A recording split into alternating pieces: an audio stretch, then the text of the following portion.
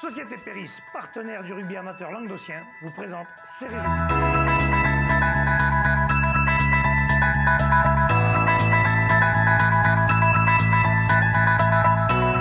Bonjour mesdames, messieurs, bienvenue à Série Rugby, votre émission sur le rugby amateur de la 4e série à honneur. Avec mes sérieux chroniqueurs, bonjour Wally. Salut Alain. Bonjour Michel. Salut Alain. Bonjour Jean-Mi. Salut Alain. Et bonjour Bruno. Salut. Ça y est, c'est la reprise, ils sont de retour. Ça va les fadas? Ça va très bien. Impeccable. Bon été.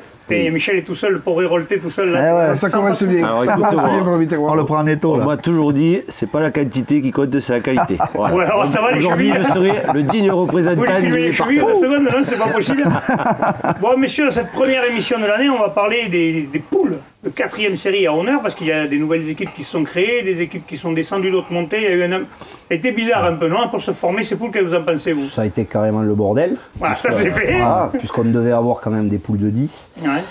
Puis il y a eu un vote des clubs après. Je crois que ce sera la dernière fois qu'il y a un vote des clubs, puisque ça a fait changer toute la compète. Apparemment, on peut dire merci à Xavier Moutou qui a foutu la merde de la réunion.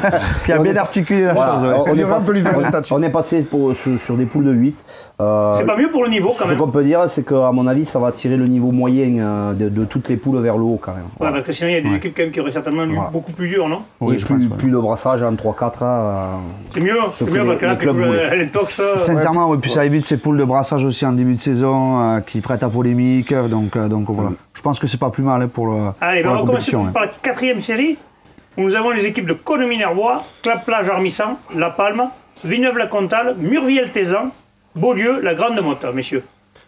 Murviel-Tézan, 4e série. Ouais, Michel. Murviel-Tézan, ouais, c'est un peu dommage pour ce club-là. C'est la surprise parce que personne n'attendait ça. Ouais, mais écoute, c'est comme ça. Malheureusement, ils n'ont pas eu assez d'effectifs et ils ont été obligés de demander à repartir en 4e série. Donc ça va être une année un peu spéciale pour eux, hein. Hors championnat. Donc, Comment t'arrives à fédérer les mecs qui étaient hors championnat? Hors championnat de tout, même. Je crois qu'ils sont hors championnat de tout. Ouais, hors championnat de tout. Bon, mais je pense qu'ils vont en profiter pour fédérer avec leurs jeunes et repartir. C'est pas la première équipe à qui ça arrive. Hein. Au moins, ils pourront travailler sans pression et peut-être travailler plus sur la qualité du jeu et l'état d'esprit. Ils vont embêter les autres équipes ou qu'est-ce que tu crois que ça va faire? Ça dépendra de l'effectif qu'ils ont aussi, hein, c'est toujours pareil. Ouais, après, mais en 4e série, bon, je pense qu'ils ont eu pas mal de départs quand même. C'est ce qui explique leur. Tu crois qu'ils sont allés chez le voisin au Rive? Oui, entre autres, mais bon, je pense qu'ils sont plutôt allés dans des clubs plus bas. D'après ce que j'ai compris, ils trouvaient que le niveau était un peu trop dur. Oui, non, mais au départ, ils étaient à l'honneur. Après, voilà, plus bas, mais dans des clubs qui jouent le championnat. D'accord. Après, voilà. Il y a des clubs qui se reforment. Il y a La Palme, Conon-Minervois, monsieur. Ouais. C'est des Palmes qui ont un passé rugbystique quand même. Ouais, pour La Palme, ça fait 2 ans qu'ils essayaient de repartir. Ils en parlaient, oui, ils en parlaient. Voilà, et bon, là, ils y sont arrivés, ils ont réussi à avoir un bon petit groupe. Et pour Con également, puisque Con n'est pas trop loin de Lonzac, je sais qu'ils ont une quarantaine de licenciés. Donc pour un club qui se remonte en 4e, c'est plutôt joli, avec pas mal d'anciens de clubs autour de Carcassonne. Donc bon, voilà, à voir. Après, c'est une première année. Peut-être que ces deux clubs qui ont un passé plus important que, je crois que c'était Le Vigan et Beaulieu en création, et qui ont eu quelques difficultés l'année dernière, quoi. Voilà. Et Armissant qui a recruté des jeunes aussi, là, quelques jeunes de Gruissant, enfin des jeunes et des très anciens de Gruissant qui sont partis. Qui ont voulu faire un truc, une bande de poules. Relativement équilibré, monsieur, non? J'ai envie de vous dire. Mais là, franchement, on part dans l'inconnu. Je crois que Bruno a raison, on part dans l'inconnu. On verra. On verra les premiers matchs. Beaulieu est toujours là, et La Palme, c'est quand même bien qu'ils reviennent, parce que c'était quand même. Et le Vigan, par contre, messieurs, il existe. Et le Vigan, ouais, c'est ce que. Ouais. Dommage, je vous avais reçu, c'est sympathique Viganais. Ouais, très sympa, ouais. C'est dommage. Allez, on passe à la 3e série, messieurs. En 3e série, il y aura Metz, Cornellan, Montredon-Moussan, Vendargue, Lioran, 40, Pesens et Périac-Bage. Là aussi, une poule quand même. Pour une 3e série, elle me semble intéressante. On va dire. Moi, j'aurais peut-être. Intéressante et avec beaucoup de clubs ambitieux. Il y a eu beaucoup de recrutement dans ces clubs. Oui, Montredon, il y a eu un gros recrutement avec des joueurs de Nissan même qui sont allés à Montredon. Très intéressant, ouais. Je sais que Lioran, parce que Lioran a recruté XXL là, avec beaucoup d'anciens autour des Biterrois. Voilà. 40 ce sera jeune. J'ai eu Jean-Mi, le coach, ce sera jeune, mais ils veulent jouer les troubles fêtes. Et puis bon, Puis attention, un club comme Périac s'était qualifié en seconde série, ils se retrouvent en troisième série, il faudra compter avec eux. Alors, quand on parlait de niveau moyen qui va augmenter, je pense que c'est surtout par rapport à. Mais vous avez fait une belle saison aussi. Et Cornéllan, ils sont finalistes troisième série, ils se retrouvent en troisième série, donc ils auront s'ils ont gardé l'effectif, c'est toujours pareil. Après, nous on ne connaît pas. Ça va être une belle poule en fait. Ça va être intéressant. Tant mieux, au moins s'il y a des matchs serrés tous les dimanches, c'est quand même plus intéressant que quand il y a une ou deux équipes qui dominent le championnat et les autres. Là, au moins, si c'est serré tous les dimanches, ça sera intéressant pour tout le monde. Vous voyez déjà des favoris dans cette poule? Parce que celle-là, ça en connaît un peu plus que les autres. Le Rancaise va être champion, forcément. Tu vas te faire des copains, toi. Ils vont te taillader. On ne va pas mettre la pression à Xavier Moutou, mais ça va surtout lui faire plaisir à lui qui aime bien être un sous-marin en général. Là, tu lui as plombé son truc. Par contre, Metz, là, il est sur un arbor. Attention à Metz, parce que l'année dernière, moi, je les avais trouvés vraiment intéressants, cette équipe, et à mon avis, cette année, il faudra compter avec eux. Comment ils auront digéré leur finale quand même. Parce en prendre 40 en finale, après avoir fait une très belle saison. S'ils ont bien recruté derrière, il faudra vraiment les prendre au sérieux parce que devant c'était quand même très solide. C'est ça, ouais. Allez, on passe à la deuxième série, messieurs. En deuxième série, il y aura le Salagou, Villeneuve-les-Béziers, Bassin-Sud-Minervois, Portel, Bessan, Cruzy-Saint-Chinian, Narbonne-Plage et Port-Iragne, Cerce-Occitan. Oui. Narbonne-Plage, pardon, qui a connu des difficultés la saison dernière, que tout le monde voyait plier, on n'en parle plus. Eh bien, ils sont encore là. Eh bien, ils sont encore là, et ils sont... un petit groupe intéressant. Ouais, ils sont un petit groupe intéressant. Ils ont bien recruté aussi, ou ils ont gardé... Ouais, ils ont recruté ils n'ont pas recruté de superstars, mais des mecs qui savent jouer au rugby, et surtout, ils auront la quantité. Mais c'est ce qui leur a manqué l'année dernière. Voilà, exactement. Ça leur a coûté très cher l'année dernière. L'Occitan, rugby, Port-Iragne, Cerce, Michel. Ouais, là on est un peu plus dans les connus. C'était deux équipes qui étaient vraiment pas bien la saison dernière. Ils ont décidé de fusionner parce que justement ils étaient au bord de la rupture. Et du coup, tu penses financière ou humaine? Non, de joueurs surtout. C'était au problème de joueurs en fait. Il manquait d'effectifs les deux. Donc ils ont fusionné. Pour l'instant, c'est pas ton copain qui va entraîner d'ailleurs? C'est Didier Verta qui les a repris effectivement. Et pour l'instant, il est très content. Ça se passe bien. C'est une équipe de jeunes. Donc voilà. Ils sont assidus aux entraînements et voilà. Il va y avoir un beau derby avec Villeneuve-les-Béziers encore. Ouais, Villeneuve-les-Béziers quand même qui a fait une bonne fin de saison l'année dernière. Qui à mon avis sera un peu plus armé quand même. Et qui a surfé sur sa bonne fin de saison puisqu'ils ont bien recruté.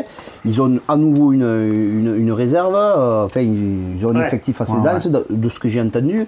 On a plus de 50 aux entraînements. Oui, d'accord. Ça va être quelques mecs à surveiller.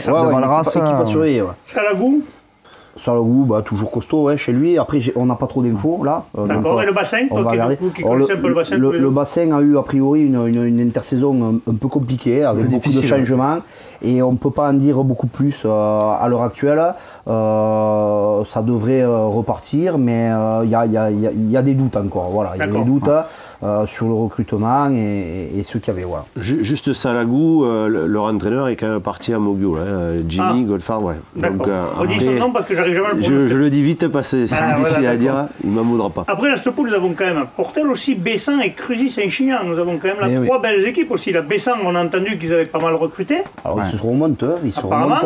Portel, c'est une équipe qui a bien fini sa saison aussi. Donc, certainement qu'ils ont récupéré. Fifi m'a dit, Ficelle m'a dit, il y a des joueurs qui reviennent. Il y en a... Ils seront compétitifs. Et Cruzy-Saint-Chinian, très jeune apparemment. Et qui a recruté Cruzy-Saint-Chinian, a priori, un peu du côté de Saint-Pons, etc. Et quelques anciens qui sont revenus aussi. Bon, on va voir. Quelques anciens. Il y a du Sébastien Cross là-dessous. Par exemple. À Saint-Chinian, excusez-moi, mais il y a toujours des anciens. Donc, des anciens qui ont un peu l'habitude de lever du bois en plus, donc c'est bon, ils sont toujours pénibles. Allez, on va passer maintenant à la première série, messieurs. En première série, il y aura les équipes suivantes: Tau Rugby, Ouveillan-Cuxac, Saint-André-Bizanet, Canet-Névian, ou Névian-Canet, pardon.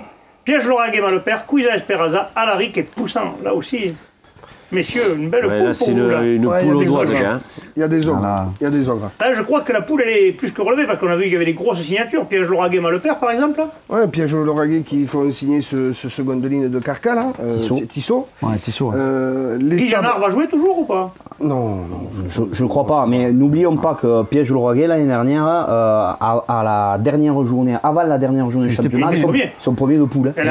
Bon, alors, à l'arrivée, ça a capoté, mais le potentiel, il y était déjà. Alors avec un apport comme ça, et s'ils ont quelques joueurs de plus... Certainement qu'il y a des joueurs qui ont dû revenir ou qui ont dû... Ça va être intéressant. Un mano avec Saint-André de nouveau cette année. Je pense que là, Saint-André, il se dégage comme... Je ne sais pas si c'est un mano, mais en tout cas, Saint-André... Ça va être le grand favori de la poule, c'est clair. Un recrutement. Ouvéan Cuxac, c'est tout au rugby pour vous, non? Si, Ouvéan, ils vont continuer sur leur bonne saison de la saison dernière. Ouvéan signe Bertrand Artero, donc joueur qui avait joué à un Fédéral 1, Carca, Marseille, etc., qui est du village, qui va amener son expérience, excellent buteur. Ouvéan Cuxac, c'est une équipe de chaque fois qui est toujours là au printemps. On se rappelle qu'ils ont fait demi-finale l'année dernière, c'est pas neutre. Poussin aussi, parlons-en, ils sont demi-finalistes l'année dernière, ils font 8e de France, c'est pas neutre non plus. C'est une belle poule. Voilà, il y a une poule. Il y a l'ARIC aussi, il ne faut pas les oublier. Après, il y a les relégués. À la limite, l'équipe la plus faible, à la limite, notre poule, plus faible entre guillemets, ce serait Cuisa Esperanza qui a fait vraiment 2 saisons compliquées. Voilà, mais ils redescendent, ils étaient trop hauts, peut-être pour eux, ils redescendent. Peut-être qu'ils vont revenir à un niveau qui leur conviendrait mieux, peut-être. Attention à Cuisa Esperanza. Ça sera toujours difficile d'y aller. On les a joués souvent, moi. Il fait froid là-bas. Les voyages là-haut sont toujours mémorables. Et puis Canet Nevian qui descend aussi. Ouais, là aussi, on verra avec les coachs. Allez, on passe à la promotion honneur, messieurs. En promotion honneur, là aussi, une belle poule. Montadi, Vinassan, Moguio-Carnon, Toche-Corbière, Saint-Jean-de-Védas, Trèbes, Olonzac et Nissan Colombier. Là aussi, ça pue le rugby. En voilà une très grosse poule. Très grosse poule. Si la première série est une grosse, celle-là. C'est l'un qui me donne le champion. Voilà. Là, honnêtement, je vois que les champions. L'année dernière, c'était Montadi. On va dire que par rapport à son parcours, oui, tu as raison, Michel, Montadi, champion en titre. Mais attends, on va parler. Montadi, champion en titre première série, vice-champion de France première série. Ils font quand même une saison magnifique. Ils ont apparemment recruté un peu de monde puisqu'ils ont monté une baie qu'ils n'avaient pas. Donc il faudra compter avec eux. On parle de l'autre promu au Lonzac. Oui, je peux vous dire que ça, vice-champion du Languedoc, mais on reste sur une saison très frustrante et on a fait un recrutement plus qu'intéressant. XXL. Donc, très intéressant. Donc, non, mais bon, parce qu'il en connaît 2, c'est pour ça. Non, mais ça sera intéressant. Et lui, il ne veut pas le dire. Il ne veut pas le dire, s'il ne veut pas faire comme on a fait avec Xavier, il ne veut pas qu'on le fasse à lui. Pas du tout. Il y a eu un très bon recrutement. Et vous ne pourrez pas dire que j'ai fait de la bois, c'est pas possible. Et après, il y a les 2 clubs qui descendent, Toche et Vinassan. Vinassan, pour être bon, vous savez que je connais quand même pas mal, qui a eu un bon recrutement et devrait être là. Et puis les anciens de l'année dernière qui s'étaient tous qualifiés, voilà. Dont Nissan Colombier qui perd d'un point, n'oublions pas, qui perd que d'un point contre Satan. Allez messieurs, on passe à la dernière poule, la poule honneur. En poule honneur, c'est pareil, il y a une belle poule. 7, Lunel, Villeneuve-les-Maguelones, Bédarieux, Mande-Lozère, Saint-Gilles-Pic, Saint-Loup, les Rives d'Orbe et l'Avenir Bleu-Blanc. Michel, l'Avenir Bleu-Blanc serait le favori presque. Alors l'Avenir Bleu et Blanc, c'est une énigme quand même, parce qu'ils n'ont pas voulu rester en Fédéral 3, ils sont redescendus en honneur. Et du coup, on ne sait pas trop l'effectif qu'ils ont en fait. Et sur les réseaux sociaux, on a remarqué qu'ils recrutaient beaucoup. Est-ce que tu crois que c'est vrai? Ils ont recruté, mais ils ont dû perdre certains joueurs qui voulaient jouer en fédéral. Donc, en tous les cas, on sait que c'est Damien Vidal qui a repris la présidence de ce club et qui... Du côté sportif, il s'occupe. Qui essaye un peu de restructurer tout ça, de relancer, parce que c'est vrai que ça faisait un an là ou deux qui... Après, il y a l'équipe de 7 là, qui vient de monter, qui est champion du Languedoc, qui est certainement un des gros outsiders, pas favori, mais outsider peut-être, non? 7, ils sont sur une grosse dynamique. Ils ont bien recruté, a priori. Ils ont très bien recruté. Il faudra compter avec eux. Ils ont comment il s'appelle, Alexandre Ruiz qui s'investit là-dedans, qui a mené certainement un peu de professionnalisme aussi. C'est sûr que 7, il va falloir compter avec eux cette année. Les Rives aussi, certainement, qui ont fait une belle saison, même s'ils ont fini mal, ils ont fait quand même une très belle saison l'année dernière. Les Rives font le yo-yo depuis 3-4 ans, entre la PH et l'honneur. Comme Mande, d'ailleurs. Voilà, Mande s'est qualifié l'année dernière, donc à voir. C'est leur niveau, Mande. Ça va être une belle poule, mais je pense que celle d'avant de promotionneur est plus relevée. Non, attendez. Plus relevée, non. Plus peut-être plus équilibré, plus dense par rapport au niveau. Parce que je suis désolé, si on met un bleu et blanc, si on met un 7 en PH, ça va respecter. Donc il faut... Je vois quand même une poule d'honneur.